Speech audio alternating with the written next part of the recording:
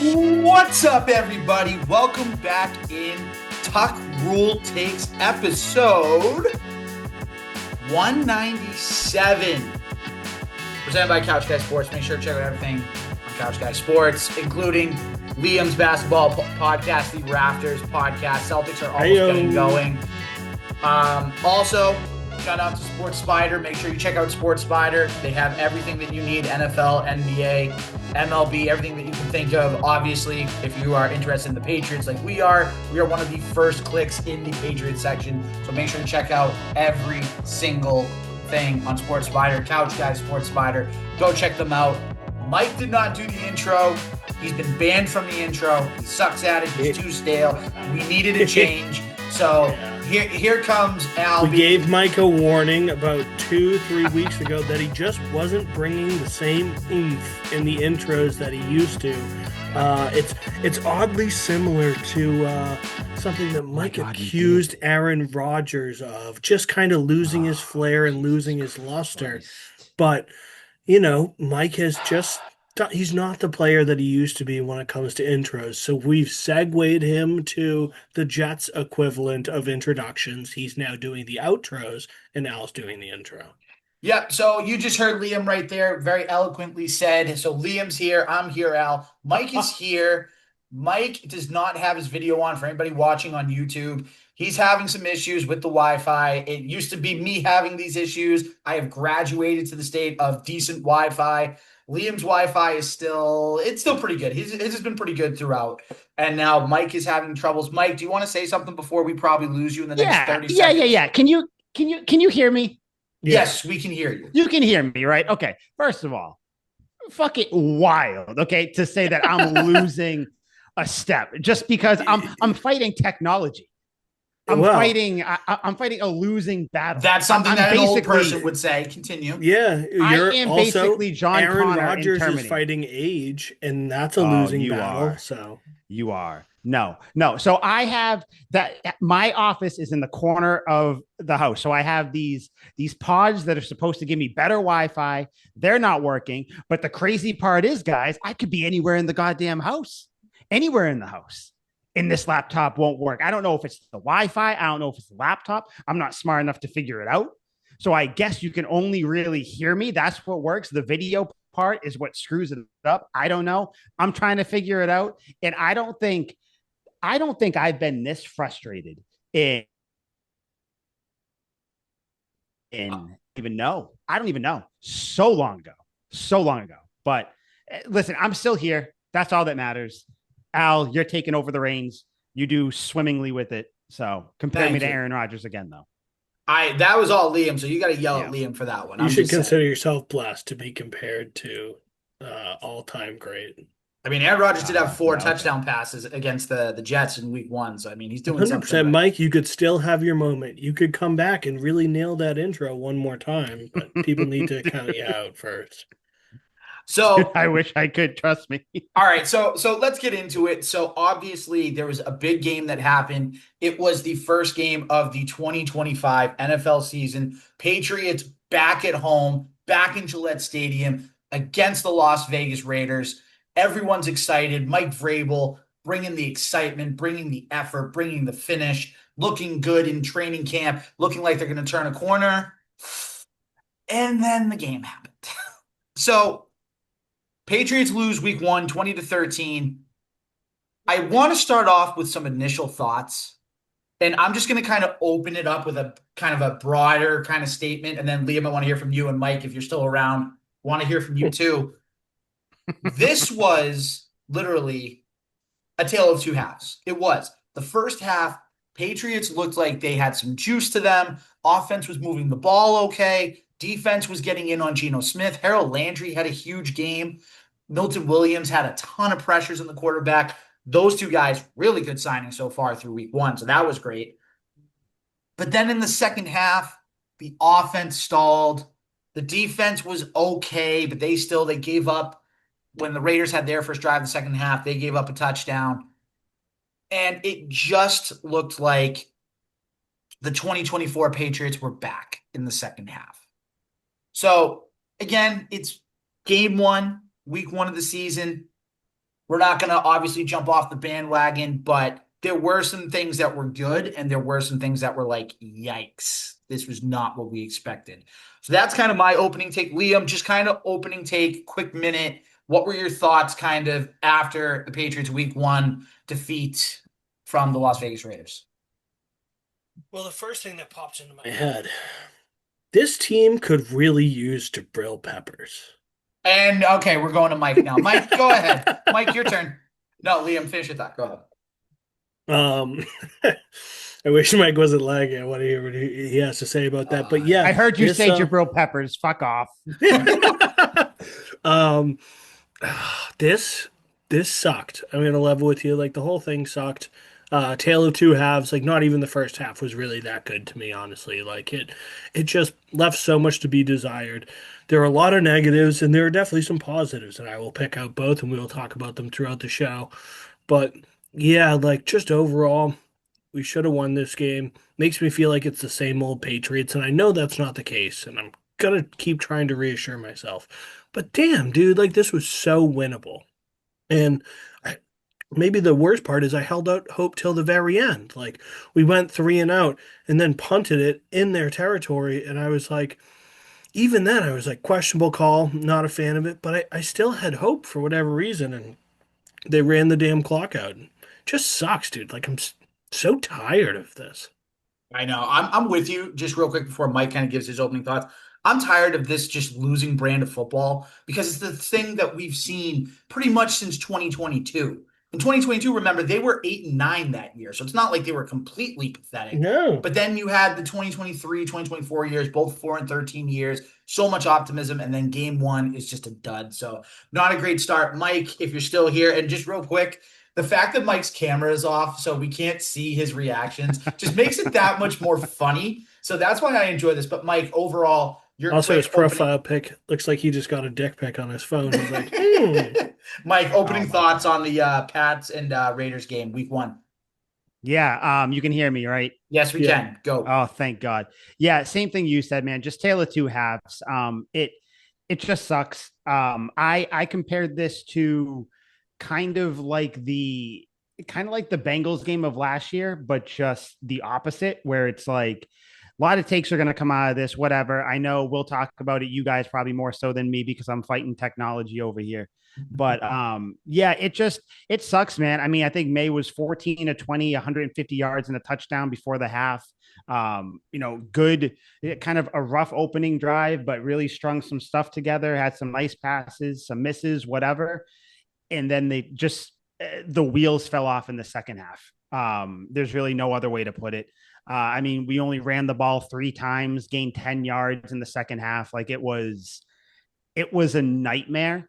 And even then, you still only lost by 7 points. Where if Borregales makes that kick, who knows what it looks like at the end? Like, are you stressing that much? Are you really just down one score? So it's it sucks. It hurts. I hear what you guys are saying. Liam, you said you're just tired of the losing. You both said losing brand of football. This loss doesn't feel as demoralizing as last season. But losses still suck. I'm sick of losing at home. I want to come on here. And one, you guys can see me. And two, I want it to be a winning, like a winning episode. It's so much more fun for us when they win. It But is. yeah, it just sucks, man. A lot to build on, or a good amount to build on. But for everything there is to build on, there's something that went wrong that's kind of alarming. So just sucks. Overall sucks, but meh. So just a couple stats to kind of give you guys an idea of how this game went.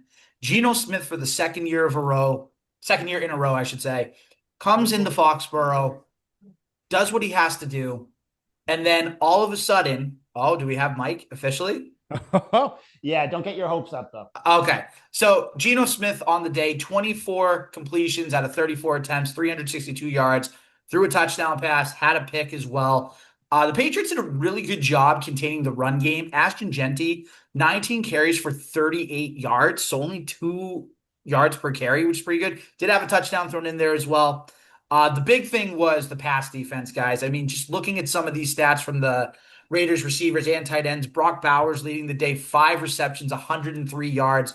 Old friend Jacoby Myers, 8 receptions for 97 yards. Trey Tucker, 2 receptions, 54 yards, and a touchdown reception in the first quarter when the Patriots defense looked like literal Swiss cheese. Michael Mayer had 4 receptions for 38 yards. So that was the receiving core for the Raiders. And then Max Crosby had a sack, and the Raiders had 4 sacks on the day, along with a pick. So the Patriots, let's take a look at some of their stats a little bit to just kind of break it down. Drake May, 30 of 46 for 287, a touchdown and a pick. Threw a touchdown to Demario Douglas in the first half. Very bad day for the running game, especially for the three of us who thought that the running backs would be the strength of this team. But in week one, it wasn't. Travion Henderson, rookie second round pick out of Ohio State, 5 carries for 27 yards. Ramondre Stevenson, 7 carries for 15 yards. Antonio Gibson, 1 carry for 3 yards. The receive. Yeah. Go ahead. Let's pause on the running backs here. What do we think about the running backs? Obviously, we fell behind fairly late and had to abandon the run game, but I see a lot of people talking disparagingly of Ramondre. People just want to see the rookie, and they only want to see the rookie. What do you guys think? I think with Henderson, he just brings a different type of running that the Patriots haven't had in so long. I think the Patriots have had, Ramondre Stevenson, who, let's face it, he's more of a power back. Like he's more of a guy that can break tackles and kind of get those, grind it type of yards. Henderson has good speed, and if he beats his guy, he can give you a couple long runs. So that's why I think people are excited about having Henderson in this offense. And I'll tell you what, I think, and I'm still going to hold this true, I think by October, Henderson's going to win the starting job because I don't think Ramondre is the guy.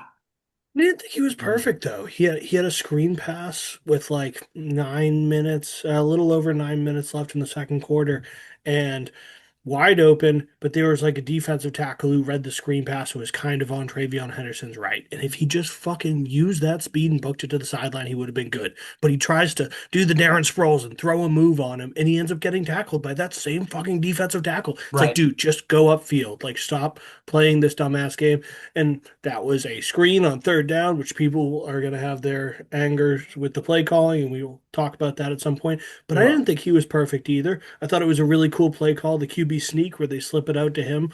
But like, Mm-hmm. we abandoned the run. Like, what were we expecting here from like Ramondre? And Antonio Gibson got the 1 carry, but I know. And just receiving numbers real quick. hey, Kayshawn Bowie. Oh, we didn't hear Mike on the running my backs bad, yet. Mike. My bad, Mike. Go ahead. Oh yeah, just real quick. And by the way, if my shit stops working, just go on without me. Okay, let Yeah. me fall off the ship. You brought up Yep. you brought up the Henderson play. My thing with Ramondre Stevenson, a similar play where he got a swing pass, was running up to try to get a first down, got knocked out like a yard, not even a yard, like a foot before the first down marker. Patriots ended up not converting that 3rd and 1. They ended up punting. Like those are the plays where you expect Stevenson to make. Lower the shoulder, get the extra Yeah. yard. It's not like he was going against a defensive tackle. He was going against a Yeah. defensive back. Like And he's this supposed is to be our the bruiser.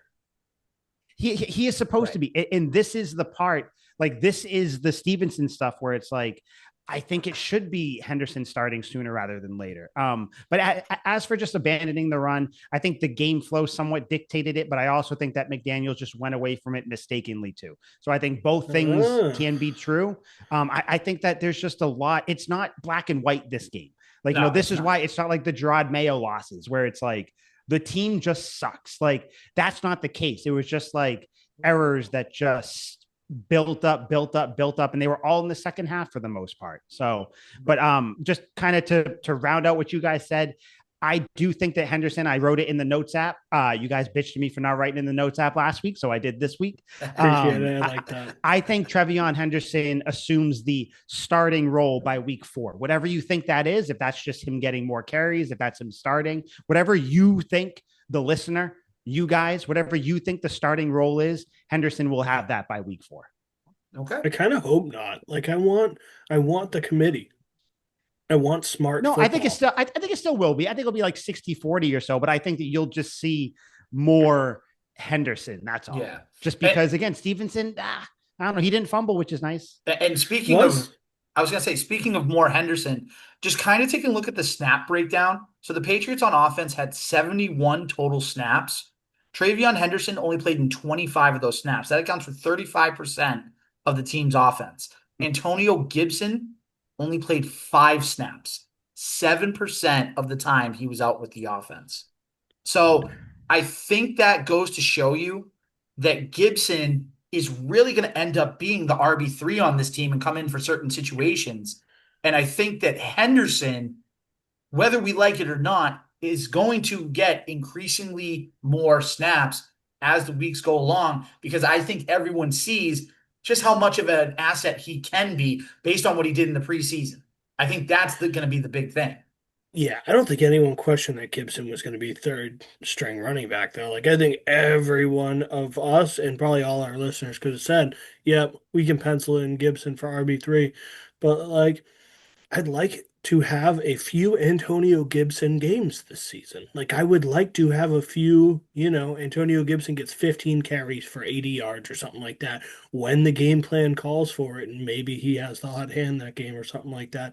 I hope he gets the opportunity with Josh McDaniels. I like to think he would, but I hope so too. Just some receiving numbers I want to throw out there real quick, then I'm done with all the stats. Kayshawn Booty, 6 receptions for 103 yards. Really good game for Kayshawn. Continues to kind of Mhm. build the rapport with Drake May that we're looking to Scott. see. Hunter Henry had a good game, Mr. Reliable, 4 receptions for 66 yards. Stephon Diggs, 6 receptions, 57 yards in his Patriots debut. And Mhm. I just want to look this up real quick because I just had it.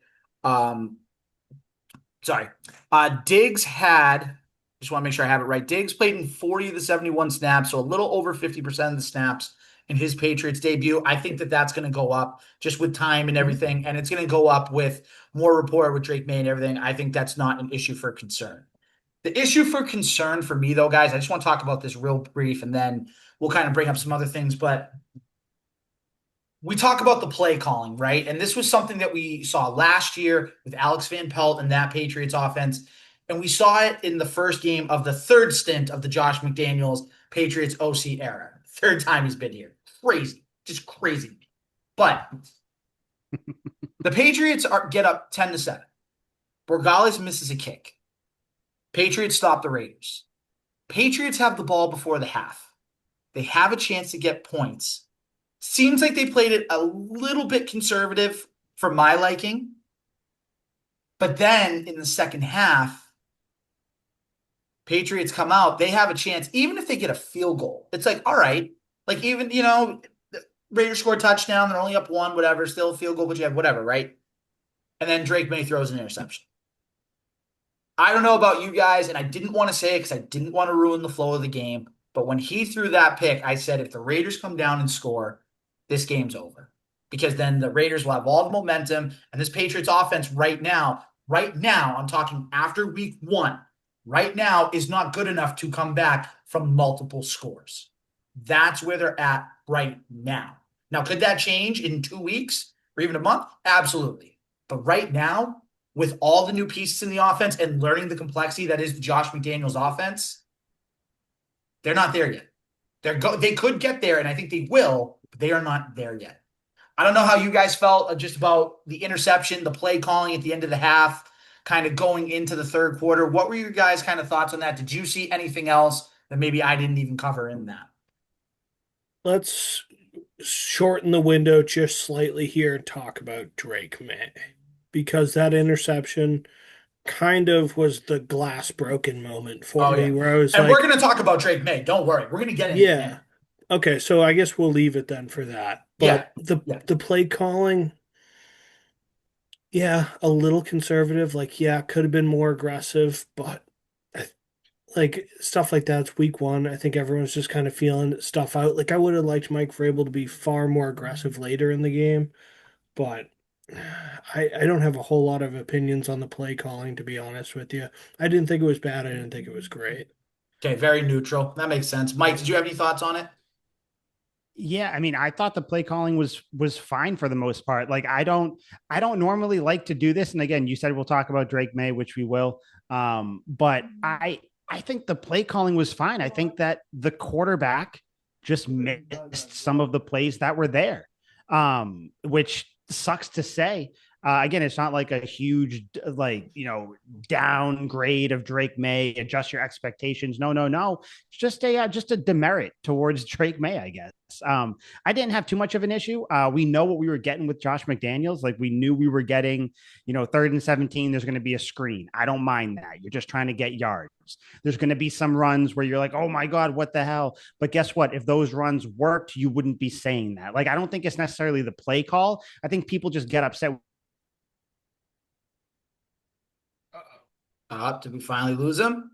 I think we did. Tough Oh, scene. It's right in the middle of Talking his about the point Josh too. McDaniel Oh, stuff. Maybe there at it the end of the is. half, because that does get brought up. But just, oh my God, did it fucking cut me off? Yeah, but now we can Oh hear you. it God. did. We got you. Oh Go. We my got you. God. Go. Go. Yeah, no. Yeah, no, I just think I don't mind it. I don't mind the play calling. It is what it is. I'm fine with everything. I just wish that Drake May found some of the plays that were there. That's all. Okay. Because there So definitely were plays to be made. Super Yeah, there were frustrating. plays. there were. So listen, let's just jump right into it. Drake May. I think he was the story of the game. So again, Drake May, 30 for 46, 287, a touchdown pass, an interception, a fumble that was recovered by Will Campbell. Drake May is in his second NFL season. He didn't play a lot in North Carolina. He came in the fifth week of last year. He hasn't played a lot of college and pro football. I understand that. But the thing that pissed me off about this game specifically is the fact that he missed a lot of wide open throws. And I can think in the first half, the very first pass he threw to Demario Douglas, high throw. Throw to Hunter Henry, high throw. He just didn't look comfortable to me for most of the game. Like, yeah, he completed 30 passes, obviously, out of 46. So it's about 2/3 of the passes that he's completing. But again, it just didn't look like the dynamic Drake May that we saw last year. And again, it's week one. We're not going to overreact to it. But we saw the same thing kind of in the preseason, right? We saw it in the Washington game. We saw it in the Minnesota game. Again, preseason's a little different. But these are things that with 2 weeks' time, you would hope, okay, you correct at least a little bit. If you're going to overthrow it, okay, maybe one or two overthrows, that's fine. But when you're doing it more often than we'd like to see, especially from our year two quarterback, that's a problem. Especially, guys, correct me if I'm wrong, at least two of us on this podcast, maybe even all three of us, chose Drake May as our Patriots MVP this year. So for the Patriots Mm-hmm. to be good and for the Patriots to get to where we think they can get, which is 9, 10 wins, maybe even 11 if everything fell right, he has to step up and be the guy. And in week one, he was not the guy. Not the guy in the sense of he was not the best player on that Patriots offense when he Just needs to be. frankly, the yard total is really nice. You look at the box score and you're like, nice, almost But it 300 doesn't yards. tell the whole story. Yeah, but exactly. Stats don't tell the whole story, and you can lie with statistics, and that's my favorite part of statistics because they do it all the time. But it was the third quarter, little less than halfway through, 3rd and 11. Drake May throws it late and high to the left sideline for Kayshon Boutte, and the ball's way up here, and he's smothered in coverage. And that is a comeback route where you need to hit that the second the receiver is breaking for the comeback. And Drake May's going through his reads, sees nothing, comes back to that. It's just one, not a good read. Two, definitely not a good throw. Got batted up and out of bounds. If it got batted up and inbounds, that's an easy pick because there were two other Raiders in the area. It's a new offense. I get it. He didn't look comfortable in the preseason too, if we're calling a spade a spade. Right, exactly. In Gerard Mayo's offense, it is his rookie year preseason. Like he was lighting the preseason on fire. He was awesome, especially in the Redskins game. But in this preseason, he hasn't looked comfortable yet. He definitely didn't look comfortable in this game. I want to give him a pass for the interception, or at least I want to try because he did get smoked by Max Crosby, but the blocking wasn't good, which, you could write off some of his arid passes for that, but just looked jumpy. The throws were not there from the stud that we believe he is. It's just like I'm pissed off and tired of losing. Like I'm tired of having to defend quarterbacks. And, I'm not saying he's bad, but I can't tell if it's the offensive line that's bad or the quarterback's too jumpy. There's just so many problems. I'm getting really annoyed trying to defend or condemn the fucking guy. Mike, any additional My thoughts? Yeah. I it's not a sexy point of view that I'm taking. Um, these are the speed bumps of a young quarterback who, coming out of college, we knew that he had all the talent in the world. But even your Mel Kipers, that bird looking guy, everybody, your Todd McShays, everybody was saying he has all the talent in the world, but he is going to take some coaching up. He's young. He's 22 years old. Like like that's 11 years younger than me. Like that's a crazy thing to think about for me, that you're starting for one of the prominent teams in the NFL. Again, Liam, you're 100% right. Like we just want to come on here and just wax poetically, but we also have to look at this kind of like realistically, where I think Drake May has the thing that a lot of young players, whether it's quarterbacks, running backs, receivers, anything, you come out a little bit too amped up. That's why he's missing high a lot of these times. I think he's almost like a baby giraffe learning to come into his legs. Like he's Just like trying to all learn his wobbly. arm. Yeah, where like he knows he has the arm strength, which is why he can throw off platform. But that off platform stuff also just needs to be reined in a little bit, because when you have the footwork, get in there and drive the ball, which you did see him settle down at times. But then, I mean, the second half was different because he threw the pick, he did get hit. But it's like that. And then, like I said before, all the errors started to compound and then it just turned into what it was. I like expected growing pains from Drake May. Again, not like it's not saying that like you just excuse it all away and you say, oh, well, whatever, he's still going to be a Hall of Famer. No, like this stuff needs to get fixed. But I was also expecting this kind of stuff. It's just, it's frustrating when you see open guys on the field in your quarterback isn't hitting them. But then you do just have to remember he's learning a new offense as well. And he is grasping it. That's what everybody is saying. And they're not saying it in coaches speak. Like they're speaking like he is getting it. It's just he's learning a new offense. Like how many times did we hear people bitch and moan, oh my God, you're going to give, Mac Jones another offensive coordinator. You're going to give Drake May another offensive coordinator. It's so tough to learn these offenses. And then the quarterback struggles learning the offense or kind of, taking off with the offense. And then everybody cries out, oh my God, he's taking forever to learn about the offense. You can't fucking have it both ways. It's just very frustrating where all these issues that we knew were going to be issues coming into the season, they happen and people go, oh my God, blah, blah, blah. It's like, you knew this was going to happen. Like, again, we were hoping that obviously Drake May would hit an open Kyle Williams streaking down the left side and not Hunter Henry over the middle. But whatever, he still completed a pass. But it's like, it's week one.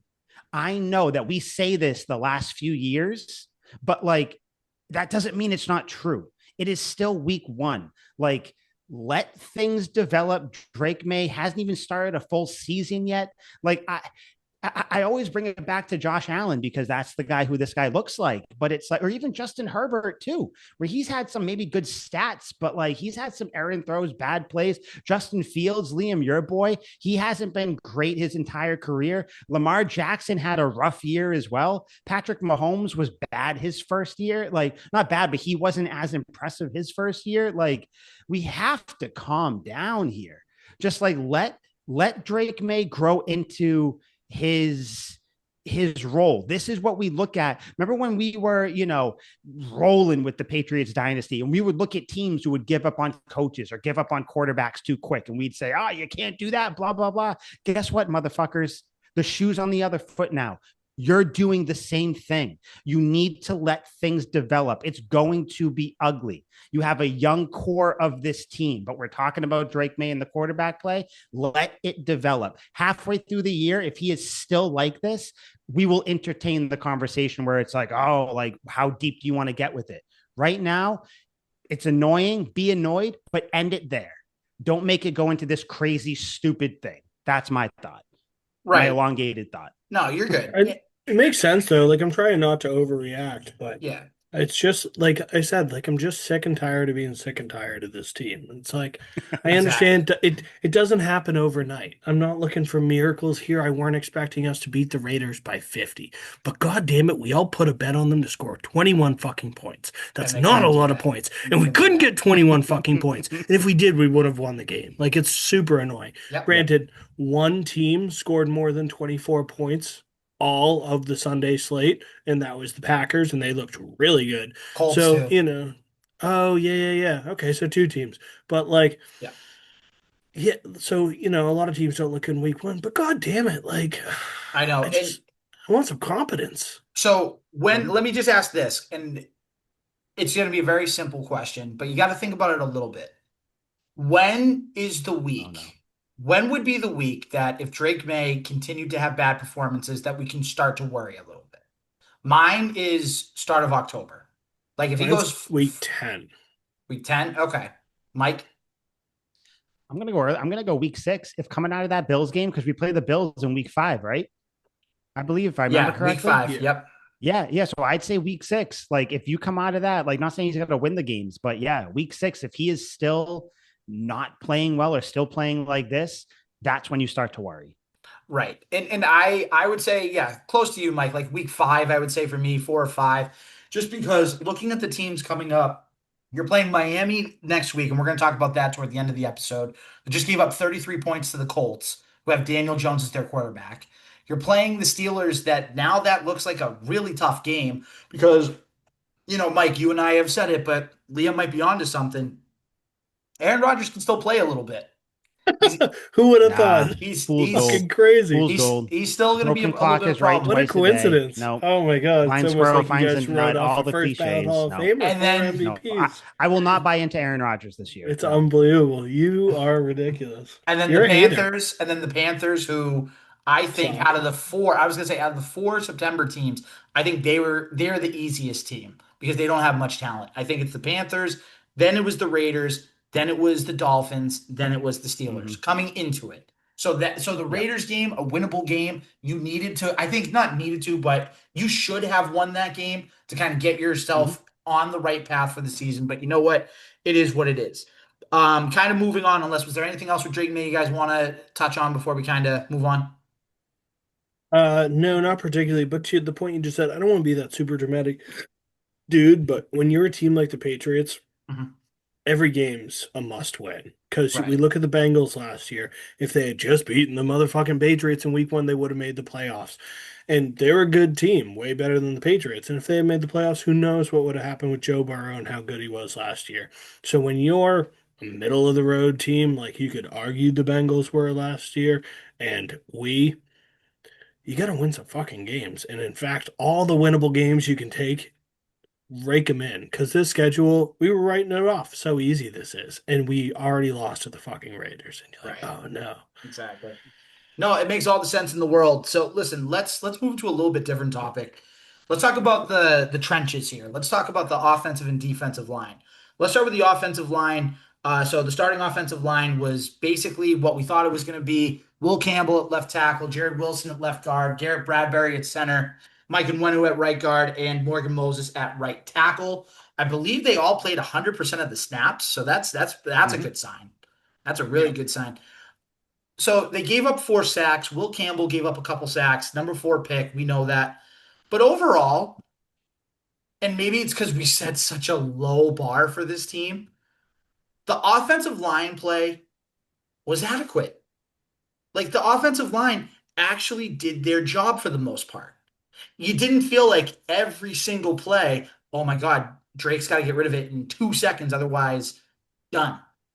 Like the offensive line, I thought did their job. I know Will Campbell had a really rough fourth quarter, couple penalties, especially that false start penalty on the punt that we'll talk about in Hmm. a little bit.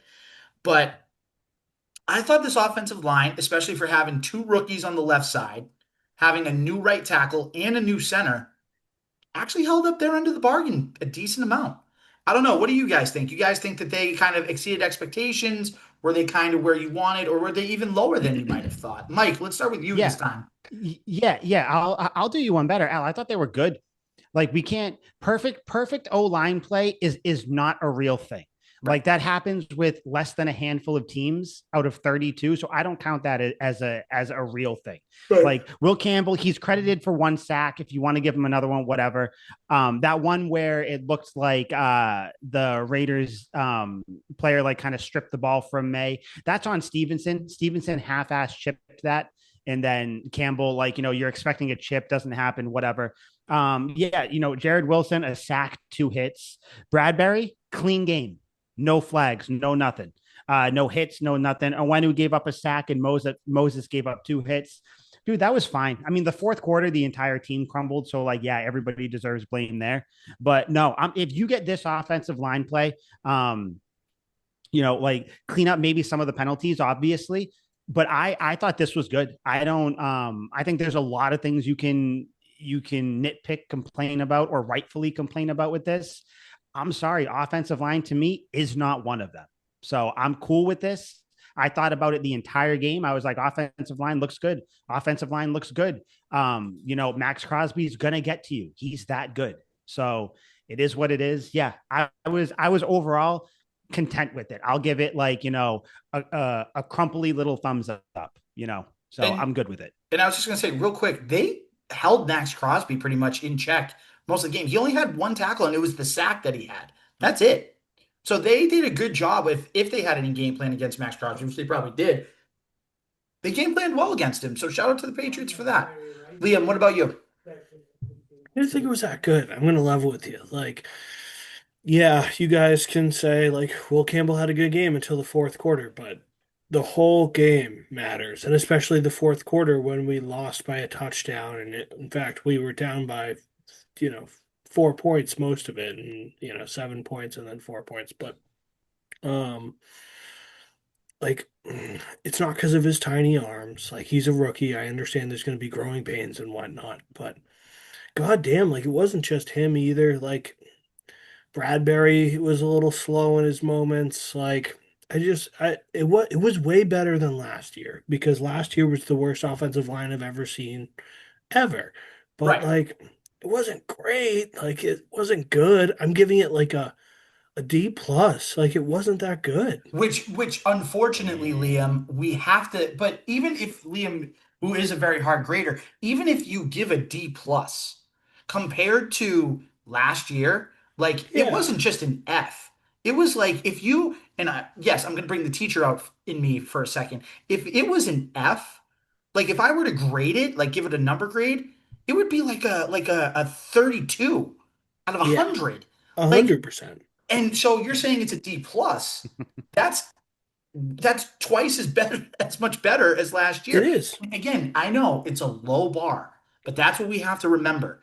Everything's a low bar and everything has to be put into just kind of like realistic expectations. And like we were excited about game one. We all had them beating the Raiders, but you know what? Baby steps. And you know what? The offensive line was functional. That's what we'll take. They were Can, functional. can I ask you something Yeah. about the offensive line real quick? Just 'cause I was just thinking about this as you guys were talking. Yeah. Are we grading the offensive line on what we want them to be or what we think a good offensive line should be? Or are we grading them on the personnel we have? Because with the personnel we have, they had a good game. Bradbury, you mentioned he looked slow. He had a clean game, didn't give up any hits, pressures, sacks, anything. Like I feel like we want them to be good and we want them to be better than the personnel who they are. Like we know that you have 2 rookies on the left side. Like for what they are, they had a good game. Like that's my thing. We don't have, Shaq Mason or Joe Tooney or, anybody like that on there, Marcus Cannon, like Volmer on the right side. But like, we don't have that. For who I'm we have, it grading was a them good on game. their job and how good they did at their job. And they didn't do a very good job at their job. They did not block extremely well, which is the entire point of their position. I mean, all right. I mean, I think I just disagree with your premise that they didn't block well. They had a good game up until the fourth quarter. Which No, again, I know it's not explaining it away. Like that is still a knock against them. they But weren't like, complete and total dog shit, but when it mattered, like granted, like They let Drake May get lit up by Max Crosby and he threw a pick. Obviously, Yeah, Max one Crosby's play. a So one stud. play out of Yeah, 50 but dropbacks. Right. that one play changed the game. No, true, for sure. But like that's almost like you can't say the one play cost a team the game or didn't. You can't say one play And cost you're an absolutely entire right. No unit single their raindrop play. is I get what responsible you're for the saying though. flood. No, I understand. No single raindrop's responsible for the flood. Totally, you're right. But there was a I like that. flood. One of the raindrops caused the flood, whether it was not blocking Max Crosby or their fourth quarter, any of the plays from the fourth quarter, there was a flood, and the result is the same. Mhm.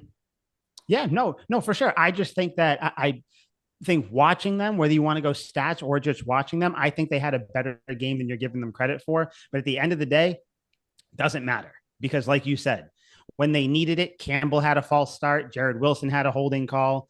They did let May get hit, which obviously impacted that pick. So, like, you can say they had a good game all day, like I'm saying, but like you said, you're going to remember the mistakes more so. So I get it. I get it. It just sucks. It It does. sucks real bad. No, it does. So to answer your question, Liam, I think I'm personally grading it off of how we were last You're year. grading on a curve. And you have to a little bit. You have to with this offensive line. You don't grade your students this year on your students last year, You unfortunately you do a little bit because do you? you That have to because of sucks. MCAS That's scores and all probably that why I stuff. But failed so many anyways, classes then. It wasn't actually about my performance, it was the people before me's listen, we performance. can have a There side we go. conversation about There we that. go. But no, but here's the thing, right? And I'm just gonna leave this after because I do want to get into an actual bright spot, which was the defensive line. The offensive line is going to give, like we've said, it's going to be some growing pains. And you know what? As long as we're seeing some improvement from Will Campbell and Jared Wilson, those are our guys that are going to be protecting Drake May's blind side, hopefully, for the next 7 to 10 years. Then after that, you fill in the pieces. Mike and Wenu, I know Liam, you can't stand him. Mike and I really like him. He's gonna be fine at right guard because that's his natural position. I think we're gonna see that more as the year goes on. Morgan Moses is serviceable as a right tackle. I'm fine with that. Garrett Bradbury's the weak link, and like Mike said, he didn't give up any sacks. He didn't give up any hits. So you know what? We'll take that for now, and hopefully we improve with that. So offensive line, still not great, but I think we have a building block to build off of, which is all we can ask for at this point. Yep, it's Mhm. something. It is. All right. Let's get into the defensive line because this is where the This fun is fun. stuff. This is actually fun. So, looking at the Patriots defense, Harold Landry, we have to talk about him first. 4 tackles, 2.5 sacks on the day. Looking like a great signing by Mike Vrabel and the Patriots front office. Milton Williams, another guy, had a tackle, assisted on 3 others, had a ton of pressures, ton of hurries on the Seven. quarterback. Him Seven. and Landry both had seven. Crazy. Okay, so there you go for that. Jalen Hawkins had a sack, which is crazy to think about. Hmm. Chason had a half a sack. So again, the Patriots defense in the first half was putting pressure on the quarterback, which is something last year, guys, that we know the Patriots were basically dead last in any pass rushing categories. So to see that in week one against a Raiders offensive line that, by the way, is not bad compared to the rest of the NFL, they're like middle of the pack. They held up their own and they were able to actually get some pressure on Geno Smith in the first half. Now, the second Hmm. half, different story. But you take what you get from Milton Williams, you take what you get from Harold Landry. I know you guys were asking earlier about, I believe it was Keon White, if I'm not mistaken. I think Keon Ugh. White, I think Keon White had like 43% of the snaps. I'm just double checking it right now as I check here. So Keon White played. Oh, he F. played. Yeah, F. sorry, he didn't play that much. My mistake. Keon White played 46% of the snaps. He played 29 of the 63 total snaps on defense. So I mean, he was in Good. there a little bit, but Keon White just feels like a forgotten guy on this team, and he just feels like a depth piece, and that's sad to think about because especially after his rookie year in 2023 with Belichick, it just seemed like here's our pass rusher, here's our young guy to go along with Christian Barmore, to go along with now Milton Williams and Harold Landry and Chazon and those guys. So I don't know, but the defensive line, the first half looked really good. The second half, I mean, the play that we need that we can just bring up, the 3rd and 20 late in the game. I understand they dropped back a lot of guys, but still gave Gino all day. Guy beats Carlton Davis on a route. They get a first down, ices the game. Like that's the stuff that can't happen. Yeah, So, Yep. so that was a bad defensive play call. it was. And so the defense as a whole, like if I had to give it a grade for the first game, I would give it like I'd give it like a C, C plus. I think it was Mhm. I think it was decent, but I think that there's still room for improvement. And you didn't have your best defensive player in Christian Gonzalez, who hopefully you'll have back for the Miami game, if not the Pittsburgh game. But just quick thoughts, guys. Defensive line, defense. What did you like? What didn't you like? Mike, what do you think about this? I struggle to give anybody on this team. Everybody got a C to me, like almost every unit, like even the offensive line. I said they were good. That's a C to me, C plus. Like that's what this defense was because it was the tale of two halves. We keep saying it. Everybody keeps saying it. But like the front seven got there. Harold Landry, beast captain, great signing. I think we all liked that, but the signing was getting clowned on a little bit. Glad that he's here. There's a reason he's a captain. Yeah, when Carlton Davis gets beat, like you just don't expect that. You know, when one of your top players gets beat, just like when Gonzo would get beat, you don't expect that. Quick thoughts on Keon White. This is why I had him as my least valuable player coming out of this year. I'm looking at his stats right now. I looking at it kind of from like the 30,000 mile up view or whatever. I don't know why we put him in such high regard. He had 1 sack his rookie year, 5 the next year. Like I don't. I don't Like see a what's on here. gladiator. Yeah, and I think that's it. He looks the part.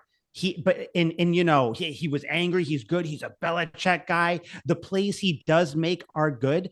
I think that we have wildly overrated Keon White. Like I think we talked about him in terms of hoping he would be this thing. I don't think he is. Like I'm sorry, there was a little clip. I think it was like a 40-second clip. I posted on Twitter. I'll retweet it on the Tuck Rule Takes Twitter. Like he looks lost. He's getting stand up, like stood up on one-on-ones. Like he's when he's trying to stunt, he looks like I said, he looks lost. He doesn't know where the ball is. Like I don't know. He looks the part. I don't think he's the part. So yeah, I am like officially I'm out on Keon White until further notice. Liam, I know he's your guy, but I am done with him. This is the part that like I know that I try to give players grace, give the team grace and everything. I'm done with it. I'm really done with him. Yeah, Jalen Hawkins, a sack. Peppers probably misses that sack, but Jalen Hawkins got it. Good on him. Number 21 veteran, been there, done that. Peppers not on a team. Jalen Hawkins is on a team. Sacking Geno Smith. Good for him. I will say, Jalen Hawkins' legacy game. Like, I don't know if he'll ever have a game this good ever. Like for a safety, he looked good until that touchdown that he gave up. When yeah. This is another thing. Terrell Williams, you do a cover zero, but yet you don't really blitz everybody immediately. Like just a bad call. They took advantage of it. What about that play before the half? What about that play before the half? The Raiders are trying to get into field goal range, and Terrell Williams drops everyone into coverage. The defensive line goes back into coverage. There is not one soul rushing the passer, and then they complete a pass on the sideline. Yeah, that's prevent defense. And you know what prevent defense is good for? Prevents you. Fucking nothing. No, nothing. Prevents you from winning. It prevents you from winning. Thank you. Yes, actually, that's better than what I was going to say. Because like my father-in-law says that all the time. Yeah, well, you're probably because your father-in-law watched the Buffalo Bills' massive Frank Reich-led comeback against the Houston Oilers way back in the day when the prevent defense was made popular because everyone was like, what the fuck is this bullshit? Like they just it's the most useless coverage I've ever seen. Everyone does it, but I hate it. I hate it. Yeah. But apparently Terrell Williams loves this fucking coverage because we've seen it 3 times in the first game. I'm hating that. It works. It works, but when it doesn't work, no. The reason why I remember because when it doesn't work, you remember it. Right. Yeah. Well, it works on Hail Marys at the end of the game. Like unless it's Gronk back there. Yeah, Yeah, exactly. yeah. Well, yeah, that was a bad idea. But Julio had 3 picks off dropping back in prevent coverage, Julio Jones. So sometimes it works. You can't put a tight end back there, but you can put a speedy receiver. But I Yeah. digress. Yeah, this was a Jalen Hawkins legacy game though. Besides the big play that he gave up, I was like, I was Good waiting game. to like clown you guys for the Jabril Pepper shit, and I'm like, oh, he got a pick. I was Yeah, he happy. did. I Hmm. Good I was good like, play by Carlton Davis to break up that that was pass, and then on Brock Hawkins comes Bowers. in and I was cleans it like, up. ooh, that was a big boy Yep. play. But and then Mhm. I was like, I'm just not gonna say anything to the boys about this and hope that like, they thought it was somebody else that picked off the ball. And then he got a sack, and I'm like, all right, I know they saw both of those Damn. plays. And I Yeah. was like, no one's sending anything in the group chat. That's pretty good. We're gonna Oh leave no, it there at was a that. reason. Yeah, we were I'm not waiting. gonna bring it up. Yeah. Yeah. So So that one sucked. But uh, hold on. I did want to apologize because um I spoke ill. I did a bad thing and I have to take it back. After week one, I'm not like Mike. I'm not going to say an oxymoronic thing. Like I never give up on players, but I'm giving up on Keon White.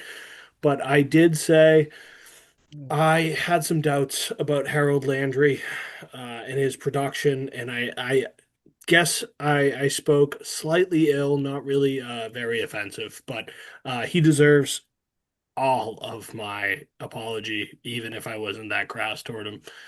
Because this was a fucking awesome game, dude. Two and a half was. Damn sacks in right. your first game is batshit. And he looked good. Yep. He looked quick. He looked angry. He looked strong. And I was like, all the stuff that like I saw on tape in Tennessee last year, where he got sacks, but they were never like shake the guy out of the way and get there. Like Right. he dropped a guy for two of his 2.5 sacks, and I was like, Hmm. shit. It's like, okay, I'm wrong. I'm completely wrong. I shouldn't have doubted you as being a captain. I shouldn't have doubted you in any capacity. I was probably reading too much online, and I am a victim of that. And sincere apologies to Harold Landry. That's an awesome fucking signing. Milton Williams too. I didn't have a ton of faith, though. I did say he was going to be effective, but he was Hmm. pretty effective, I guess, until it mattered because no one got there in the fourth. But the defensive line Yep. looks really good. I'm not giving up on Keon White though. I let the record show. This is on the record. I'm not giving up on him. If he That's doesn't have an fine. impact this year, it is a complete failure by Terrell. Yeah. Prove me wrong. I hope he proves me wrong. You So, know. so one thing that I wanted to talk about, and this is kind of the last big thing that I had for this game. So let's talk about it because everyone else has been talking about it. There's mixed opinions. So it's the end of the game. Patriots are down 20-10. Patriots have the ball. They're moving it down the field. It's 4th and 5. Will Campbell commits a false start. So now the Patriots are backed up. It's 4th and 10. I think they were right around midfield, if I'm not mistaken, or something like that. And Mike Vrabel decides to punt. A lot of people have been saying that that was kind of the white flag, like we surrender, like it's the game's over. I didn't see it like that. I saw it as, you know what? The Patriots could go for it. And then if they don't convert, then the Raiders have short field and they can just make this game end quicker. At least if Hmm. you punt the ball away and you pin the Raiders down. Now, granted, your boy Mike Bryce Behringer, horrible punt there. Like that was Yeah, that not was one great. of the few times that he did Yep. not have a great punt.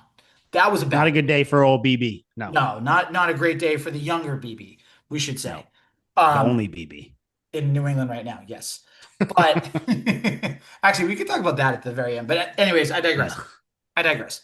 So again, you're pinning the Raiders down. They're probably going to run the ball and you'll get the ball back and try to go down the field. So I was okay with it. Mike Vrabel was like, you know what? We made a decision. It didn't work. Like, we would have liked a better punt there. It is what it is. Did you guys have any real, like, strong hatred for the call there? Because, again, for me, I'm just like, you know what? You got to do what you got to do. And if you go for it on 4th and 10 and you don't get it, then you just lost the game right there. Like that's my whole thing. So I don't know if you guys felt the same way, but I mean, my thoughts quick. Even if it was him waving the white flag, like without actually waving it, who cares? You weren't going to win the game at that point. Like let's all take a step back and look at it. I get that you want your coach at all times to try to win. And I'm not saying he was going to, punt it and not try to win because the plan was to punt it, pin him back, 3 and out, score all that stuff, which they did. The plan did work, by the way, just to let everybody know. Like the plan did work because they got the ball back, they went down, kicked a field goal. But like I don't care. Like I don't care enough about it. I know everybody wants to talk about it. Listen, like you're kind of smart too. Like this is a week one. It's not a playoff game. Like I don't know. It's like it sucks to have this mentality and talk about it. But let's be real, guys. Patriots weren't winning that game. Vrabel knew, but you can't just come out and say that. So hey, you know what we'll do? We'll punt them, pin them back, and you know what? If we win, great. If not, like this is the right decision. I don't really care. I know a lot of people do. That's my thought on it. Okay, Liam. Care. I want you to hang your balls out there. Like, am I the only one of these people that played football here? Like, of our co-hosts, am I the only one that actually played football? I think I so. played Yeah. baseball, pitcher and catcher, baby, It's both not of even a them. sport. I Yeah, I well, gave and received. bet your favorite First base catcher. and pitcher. Let's go. Uh, but I guess like back in my football days, like I would have rather have a coach that like is gonna just go for it. Like just for the fuck of it. Like I want the Dan Campbell kneecap biting mentality in this scenario where it's like we're not going to win, but we're going to be annoying. We're going to be really annoying. And like that's what I'm looking for. And I was disappointed. I'm going to love with you. Was I a bit liquored up at like, 3 p.m. on a Oh, Sunday? buddy, we Yeah, all definitely. were. 100%. But I wanted a little more. I want juice. Like Mike Vrabel's a bad motherfucker. He talks a big game. Go out there and fucking kick some ass. Yeah. So okay. So Mike and I are in agreement. Like it is what it is. Wants more aggressive. I did think I want earlier in more the kneecap game. biting. That's all I want. I think earlier in the game, we saw some of that though. We saw some fourth down conversions. We saw Mm-hmm. them going Yep. for it. That's the type of things that we love to see because for Yeah. so many years we were under Bill Belichick's spell of nope, nope, 4th and 2, 4th and 1, 4th and inches. We're gonna Mm-hmm. punt away. The Put the fourth team. and two he went for, he didn't get. Shut out Yeah, Kevin Falk. yeah. Thanks, Kevin Falk. Even though we still love Kevin Falk, but Pretty Of sure course that we game do. was rigged. even last year with Gerard Turtle Mayo, elbow pads. Yeah. but I was gonna say, but even last year with Gerard Mayo, you didn't see that. So at least you see a little bit more of it so far in Mike Vrabel. It's like, okay, a coach that is up Yeah. with the times. Like But if we'll that's the take. Mhm. case, like stick to the fucking game plan. Don't just give up on it because we're down 2 scores. You're like, all right. It's like, I dude, see what you're I saying. get you went that, but for it's it. yeah. I I do. don't know. I Like see it. stick to your game Nah. plan. It's the same. I hate the analytic side of basketball. But if the Houston Rockets, like back when they were just the chuck 'em up threes and layups only, like if they were, one of 12 or 15 from threes and they were like, we'll just start shooting mid-range. Like that's not good either because that's not a good solution. You stick to your game plan, you live and die by your game plan because plenty of games they would start out super shitty and then they get hot and then they'd be good or, it ended up being their downfall in the end up because they shot like one of 29 from the field in the game seven. But goddamn, that's respectable because you're playing your fucking game. You didn't cowtail and go, all right, well, this isn't working. Let's try something that we're not good at. Like, just be aggressive. Stick to your game plan. Okay, so that's what I had as far as that call is concerned. Was there anything else pressing that you guys wanted to talk about with this game? Because I feel like we kind of covered the big things about it. Like we talked about the offensive line, defensive line. We talked about Drake May. We talked about the coaching. Is there anything else that you just want to get off your chest? A therapy session, if you will, like a mini, mini, mini, mini, mini therapy session to wrap up kind of the way that this game was. Liam, you got anything? I think I've aired it all. I'm obviously very fired up. Like, this blew. Yeah, Mike, it just sucks. That's it. Like it sucks. I hate that we're freaking out about this. Like I said to start, this is the Bengals game all over ago. It's just the yin to that yang, where it's like everybody was overreacting last year, us included. Patriots are going to the playoffs. Oh my God, Gerard Mayo, we're back. Jacoby Brissett. Then we're going to go to Drake May. Blah blah blah. And now this year, all of a sudden, it's adjust your expectations. This team sucks. Get rid of McDaniels, Elliott Wolf. Stop hyperfixating on Elliott Wolf. By the way, Patriots fans, you're not cool because you know the I GM's name and you hate use it Elliot so Wolf. much. That I'm sorry, but that to me, that is like the telltale. Like, unless we're sitting here talking about it because like we have to bring up things to talk about, like about the stuff. But if you're just like a regular fan, or even these radio hosts that like fixate on it, you're not cool just because you know his name, or just because you're like he had these draft picks and blah blah blah. Da, da, da, but no, stop. This, it means nothing. You don't look smarter. You don't sound smarter. You're bringing up a behind the scenes guy, so people go, "Oh yeah, the Tucklow Take boys really know what they're talking about." They bring up Elliot Wolf. Did you know his name spelled with one T? Elliot with one T. Did you know that? Like, no, just shut up. Yes, I knew that. I knew that because I And do then know more Elliot than with you. one L for loser. Another thing that we Yeah, should bring up. yeah. I don't know, whatever, dude. Like, it just sucks, man. Go in. Like, we're gonna talk about Miami real quick at the end, but like the season isn't lost. Just sucks. The way I see it, my win loss total is now matched with you guys. I'm 10-7. Okay. That's where I'm at.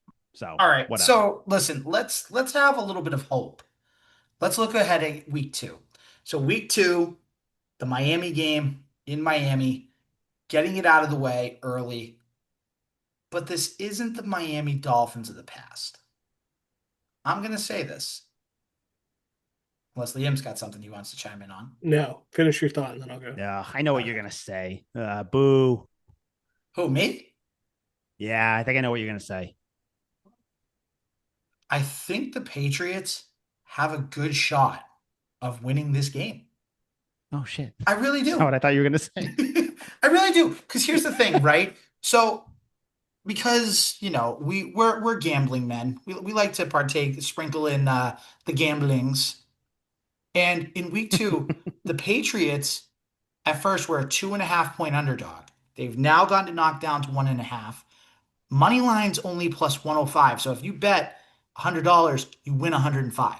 They're almost even money. Dolphins are a slight favorite. The Dolphins got smoked by the Colts. The Mm-hmm. Dolphins' offensive line is garbage.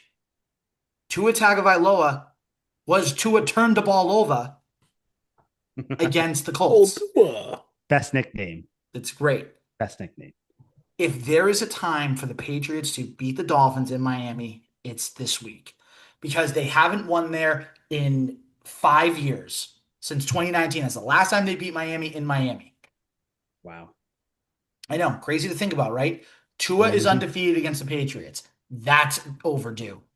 And you know what? I think with how aggressive this defense is, and if you get Christian Gonzalez back, that's a bonus. But even if you don't, Jalen Waddle's banged up, so you can put Carlton Davis on Tyreek Hill, and you can have, Jalen Hawkins or Craig Woodson kind of shade back, similar to like the McCourty days.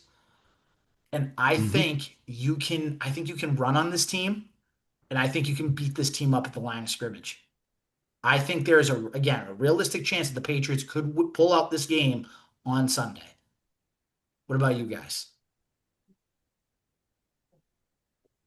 Remind me after this Dolphin segment because I had some fun facts from the last game that I wanted to bring up that I actually forgot about. But yeah, this Dolphins team sucks. And I want everyone who's listening to this to know that the Tuck Rule Takes boys were early adopters on the Dolphins were going to be dog shit. So much so that Mm-hmm.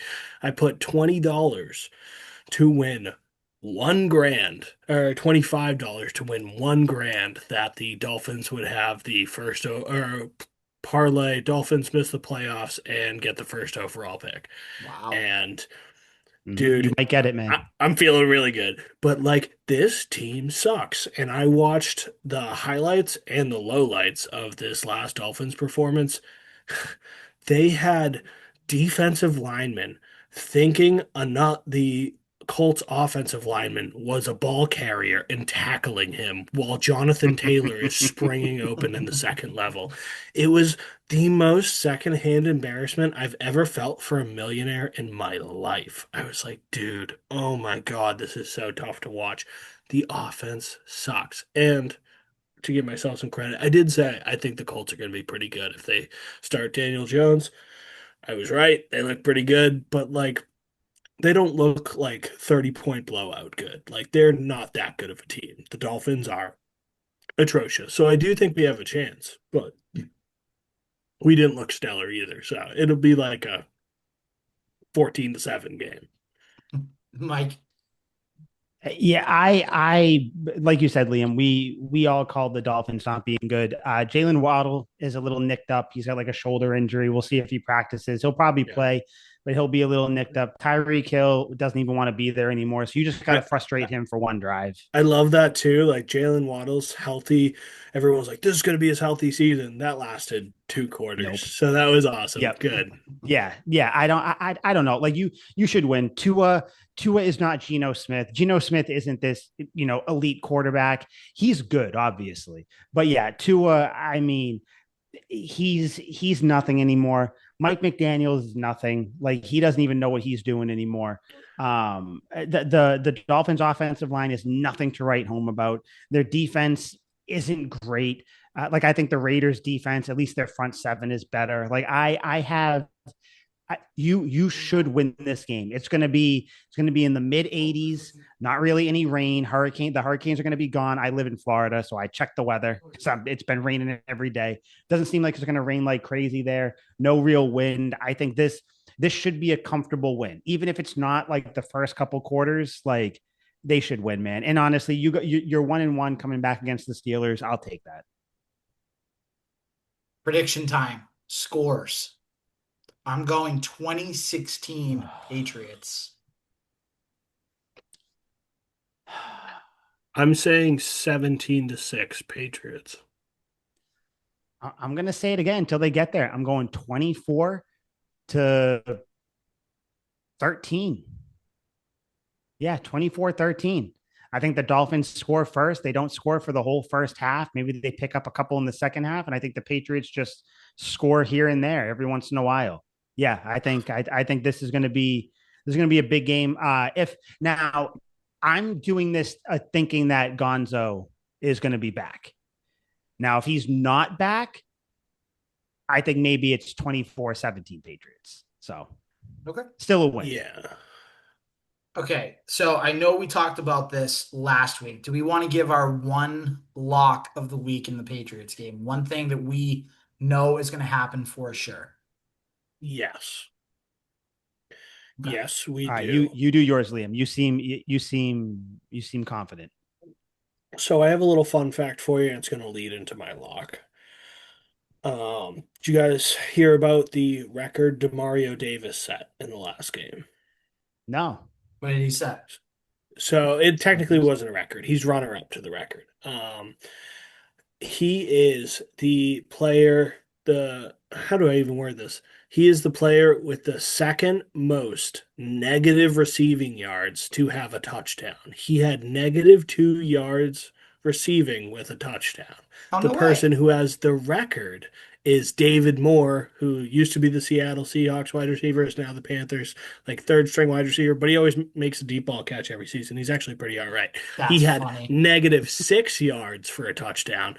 Those are the record holders right there. Kudos to Demario for making it on that elusive list, to say the least.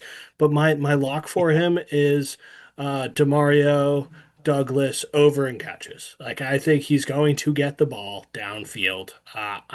It's too early on to know what the yards are at, or else I'd probably go with that. But I like his over and catches.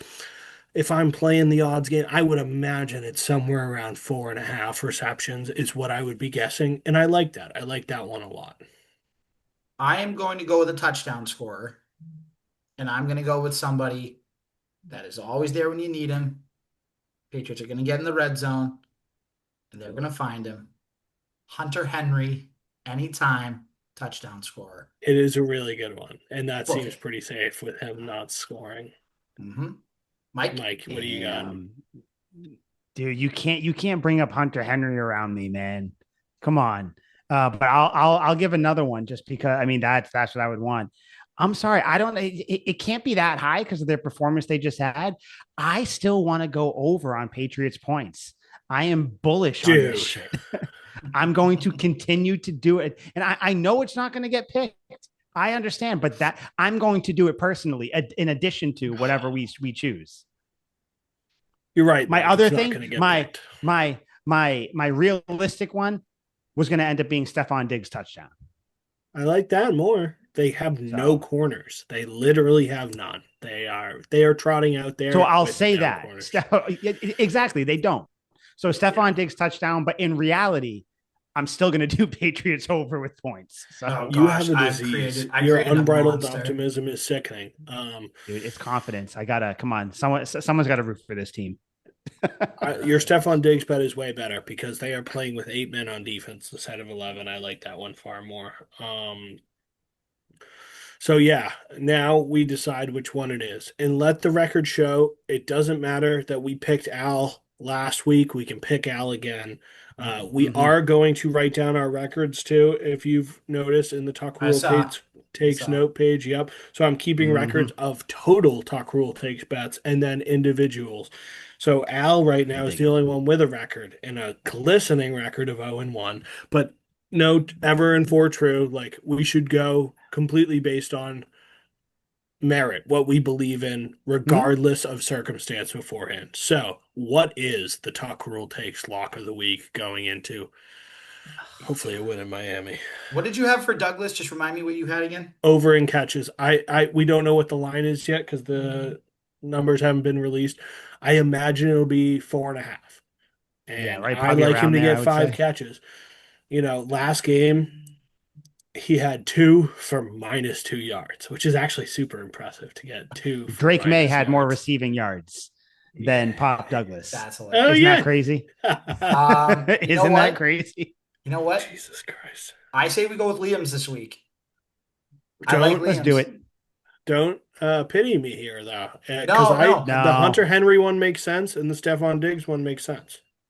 no, but touchdown scorers are tough. Catches, especially with the Josh McDaniels offense, the more Pop gets comfortable, the more receptions and touches he's going to get. So Yeah.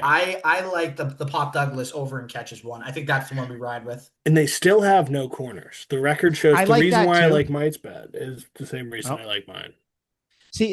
I like yours because I think people know that Booty is the Patriots kind of, or at least May's number one guy. So they're probably going to put their, they don't have any, but their top guys on Diggs and Booty. I think that Pop Douglas is going to play well. Pop Douglas would have had a couple more catches, but he dropped one. He kind of May missed him on another touchdown that he would have had at another point in the game too. So yeah, I like it. There's reasoning behind it, not just let's pick it because it's different. Yeah. I like it. He had 5 targets, 2 catches Yeah. for Yeah, negative I two like it. yards. I like he should have had at least three catches. Yeah. At least three. So yeah, I think Pop Douglas over in catches, which yeah, probably 4.5, something like that. I like Yeah. it. I Okay. would say that's playable up to 5.5. I wouldn't bet him to get 7 catches, even No. though I think he could. No, no, Like I no, don't no. think he will. No, I think this is max 5.5, and I don't love it, but I'd still probably rock with it. So, well, this will be contingency depending on what the line is, and then if that's the case, we'll Mm-hmm. pivot. Yeah. All right. Last topic that I just wanted to bring up. I want to keep this quick, but I feel like it's not going to be quick.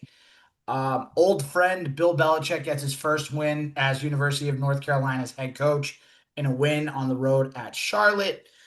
Somebody asked him about something that he did earlier in the week, which was he banned Patriot scouts from coming to UNC practices. When asked about it, Belichick, and I'm paraphrasing here, basically said, "Well, they don't allow me on, their grounds, so why would I allow them on our grounds?"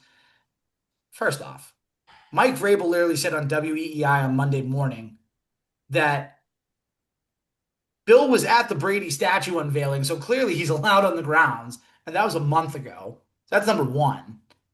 Number two, and this is the only thing that really aggravates me about it. It's not the fact that Belichick is saying what he's saying as far as banning the scouts, but I'm gonna take the route of the kids here, and I'm gonna say that especially for like if the Patriots wanted one of their offensive linemen, if they were really good, he's denying them that opportunity. Right. Now, of course, there's, all the other teams in the league. I understand that. I get that. But you're jeopardizing potentially one or a couple players on your roster from potentially getting drafted by the Patriots because you still have this grudge. I don't love it. I think it's petty. It is what it is. Again, I just wanted to kind of bring that up real quick. Open the floor, Liam. I know you are our resident Belichick diehard. Mike, I think it's fair to say, excuse me, and safe to say that you are kind of leaning toward the side with me of being like you're kind of sick of the Belichick stuff. So I don't want to speak for you guys, but just a quick thought on the whole Belichick Patriot banning scouts facade. Yeah, mine's quick because it's very similar to yours. It's very very quick. I agree with you, man. I like the stuff he's doing with the scouts. Like, yeah, I get it. It's with the kids, but like the scouts are going to look at that and say, why do I want to deal with him when there's so many other teams that we can go to? Whatever. See you later. I'm done with it. He's being petty and stubborn. We knew that's how he was with the Patriots, but it's almost like you just look at things with rose colored glasses because it doesn't. He's doing it for us, and it didn't really it wasn't to the detriment of the team up until the last few years. And then obviously now it's just being petty. It doesn't really hurt the Patriots, but it's just, I don't know. It's like, there's two different there's two different Belichicks to me. There's the one that was here for 20 years. And then there's the post Patriots one. Love the one that was here for 20 years. Huge part of my life. Like, if we're being honest, as Right. loserish as that sounds, No, but same. but post Right. post Patriots Belichick, dude, you got to grow up. You're pushing 100. If we were to round up your age, we'd round it up to 100. Like, the 49-year-old age difference thing is weird with your girlfriend, but that's fine. It is what it is. But like, this is just strange, dude. Like, you're being petty. No one said you couldn't come here. Like, go away, dude. If anything, Brady should be saying this, but he's not saying it. And like, Brady's trying to get back in my good graces. I know he is. I'm not going to let him, but he's trying to get back in. Belichick, dude, grow up, man. Grow up. God, enjoy UNC. Enjoy missing the playoffs this year. God, but put him with Keon White. I'm so done with these people. All right, Liam, Liam, go ahead. First of all, dramatic. What Belichick's yes. doing does not stop any of these kids from getting drafted or getting scouted. Because if a scout sees a player he really wants, he's going to talk to them and communicate with them, regardless of situations, because scouts get paid on the guys they bring in and how good these guys end up being. So if there's a gem at UNC, which there hasn't been in a while, besides, I guess, Drake May, if we're splitting hairs here, and Yeah. gem is still a Oh, loosely defined term. You could say Omarion Hampton if you want. Again, loosely defined term. Um, the scouts will find a way to get to these fucking players, because if a team ends up drafting these players, they wind up doing well, that scout gets a huge reward. I'm sure the dude who scouted Max Crosby out of Eastern Michigan, that scout got rewarded pretty handsomely. I would imagine his life is pretty good. So, yeah, I think that's dramatic. There's absolutely no way that that's any detriment to the kids. Fuck them kids. They're gonna figure it out. If they're really good at football, they'll get to the NFL. Like, Josh Gordon fucked up at every which way and still caught back-to-back 200-yard games. If you're good, you'll get to the fucking league. But as for the rest of it, like, oh, captain, my captain. That's Belichick. I love him. I don't see any problems with any of it. I don't think it's weird that there's a 47-year age gap between him and his girlfriend. Fuck yeah, good for you, dude. 49. Whatever. You're living the old guy dream. That's fucking awesome. I'm not an old guy. I don't know what it's like, but I've talked to a bunch of old dudes, and I bet a lot of them, I not even bet, I know a lot of them would love to have a 20 some odd girlfriend. So, like, good for you, dude. You're fucking crushing it. And did he get smoked in his first game? Yeah. Was it depressing? Super. But it's a completely different game in college. Mike, you're not a big college football fan. It's probably really easy for you not to be a big college football fan because it's a completely fucking different game than the NFL. Like, it absolutely is. Younger guys, faster Mm-hmm. pace, wild offenses that don't make any fucking sense. Worst It's, play. Yeah, it's just meh. yeah, it's a completely different game. And Belichick's going to Mm-hmm. feel that. And Nick Saban wasn't very good his first year either. They didn't really do shit. And then they figured it out and they were a powerhouse forever. So I'm not worried about Bill at all. Go UNC. I don't even care about Bill in college. Like, that's my thing. Like, okay. I'm going to watch every game. I watched the Charlotte game. Good, good. And I'm happy for you. That's just not my thing. Yeah, Bill's going to be out by 2026. All right. Anyways, anything else that we want to get out before we wrap up for the week? No, man, I gotta fix this Wi-Fi for you guys next week. So don't worry. I'll have it all figured out. Whether I really just up and move or I figure out what It I'm sells his doing house here. after having it for 2 months. Like you don't understand. It's a problem. I'll figure it out though. We'll be back next week. There was the fun fact that the Raiders won their first game ever in Gillette, which sucked. That blows. Of course That's they did. very Of funny. courd they did. Yeah. Yeah, Yeah. like I guess Let's that get all had to the happen at firsts. some point, but that one sucks, Oh my gosh. right? Yeah. So that does suck. I'm not gonna lie. The That last thing blows really bad. it does. Last thing I'm gonna say, we're gonna try to get more kind of content out on the social pages and everything.